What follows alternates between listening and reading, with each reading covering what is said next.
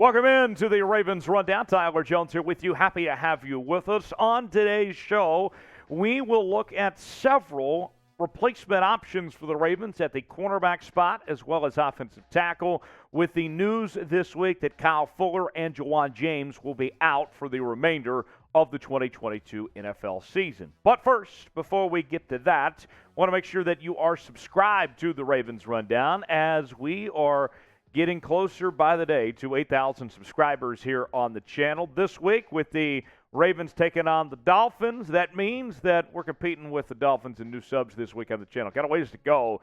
We are about 32 subscribers that are 700 new subscribers this week. So got to get at least within the margin, right? Got to compete with those guys. So subscribe now for the latest Baltimore Ravens news and rumors. The latest happenings are all in one place as we cover your favorite team here on this channel like no one else is. YouTube.com/RavensTV. Turn on notifications so you never miss a moment.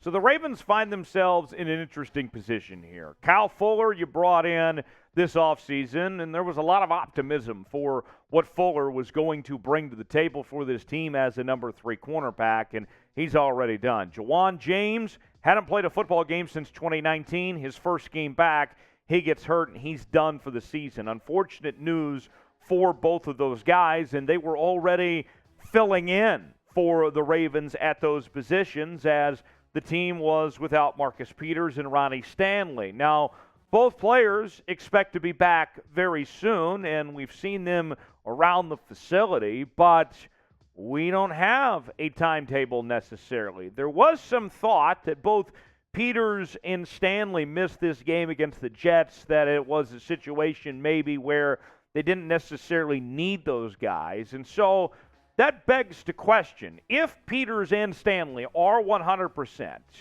should they play against the Miami Dolphins this week?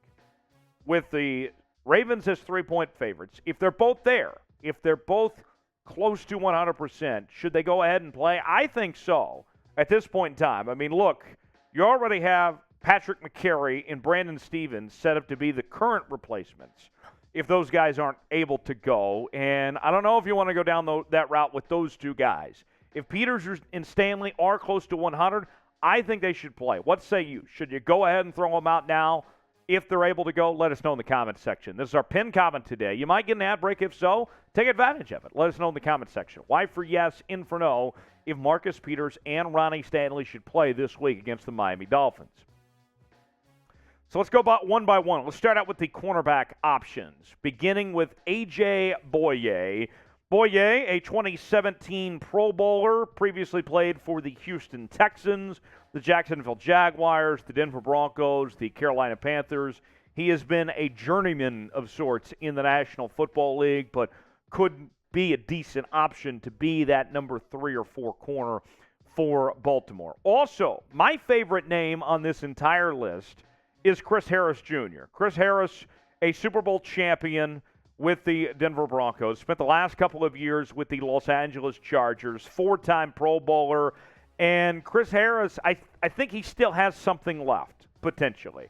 I would like the idea of bringing Chris Harris in, and everywhere Chris Harris has played, he has been an incredible teammate. Everybody talks about what a leader he is in the locker room, what he brings to the table. And I might be a little biased of him being an alum of the University of Kansas on that Orange Bowl team that I still dream about at night because it's been a long time for Kansas football, although they're 2-0 right now. So who knows? But nonetheless, Chris Harris has been very good for a long time. I'd like to see Chris Harris potentially there in Baltimore as another option. Few more names for you. Kevin King started 6 games last season for Green Bay.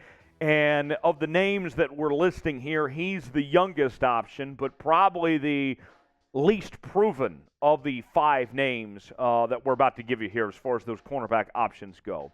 Then there's Xavier Rhodes, and Xavier Rhodes has had a fairly good career. He was a 3-time Pro Bowler, and as recently as 2019, Xavier Rhodes found himself in the Pro Bowl. Previously played for the Minnesota Vikings as well as the Indianapolis Colts. And there's one more name, and maybe the biggest name of them all here, besides Chris Harris, Malcolm Butler. We all know Malcolm Butler for what he did in that Super Bowl against the Seattle Seahawks, obviously. And he's a two-time Super Bowl champion, previously played for not just New England, but Tennessee and Arizona. Malcolm Butler would be another interesting name there and was a Pro Bowler back in 2015. So those are the 5 names that would focus on the cornerback spot: A.J. Bouye, Chris Harris, Kevin King, Xavier Rhodes, and Malcolm Butler. We'll get to the offensive tackle options in just a moment. But before we get to that, who should the Ravens sign at cornerback? If they're going to make a move at the cornerback position to replace Kyle Fuller, who should it be? Let us know in the comment section below. Whether it's one of those names we mentioned or somebody else that we did not mention, let me know in the comment section below. Today's show is presented by BetUS, and BetUS is offering a great deal for Ravens Rundown viewers. You go to chatsports.com/bet. Use promo code CHAT125. They'll give you a 125% deposit bonus. You put $100 down, you get $125 to spend for free. You can even bet on this weekend's matchup already. Lines are out for the Ravens and Dolphins game. The Ravens are a 3-point favorite on Sunday against Miami. The over-under total is at 44.5. So I'm looking at that over-under. That one intrigues me. I would hit the over, and the Ravens to cover 3. I would hit that too. Why not go ahead and put those together? Bet on both of them at chatsports.com/bet. Promo code CHAT125 to get your bets in now. Let's look at offensive tackle options, and we begin with Eric Fisher. And here's something that I would also say as far as this left tackle and cornerback situation. Yes, we are expecting that Marcus Peters and Ronnie Stanley will be back here pretty soon, but the depth at those positions has been shattered with these injuries. Although you didn't lose primary starters for the year with Fuller as well as James, you did lose depth. And so that's why one of the reasons we're going through this list too. Eric Fisher, former number 1 overall pick in the NFL draft, 2-time Pro Bowler, and kind of got off to a slow start to his career. Early on, he was considered a bust, but then started to turn things around in Kansas City, has dealt with some injury issues, Super Bowl champion with that Kansas City Chiefs team, and spent last season with Indianapolis after starting his career in Kansas City. The statistics last year were not great for Eric Fisher, but you hope with time away that he's got things figured out. He's been good in the past. Let's see what he could put together. He's still a good option at this point in the bowl game at that left tackle spot. Has a lot of experience primarily as a left tackle. There's also Daryl Williams, who played for Carolina as well, the Buffalo Bills. Back in 2017, second-team All-Pro at his position. He's another option. Also, Bobby Massie, who previously played for Arizona, Chicago, and Denver. He's one option. Another name, Brandon Shell, who was with the New York Jets and the Seattle Seahawks.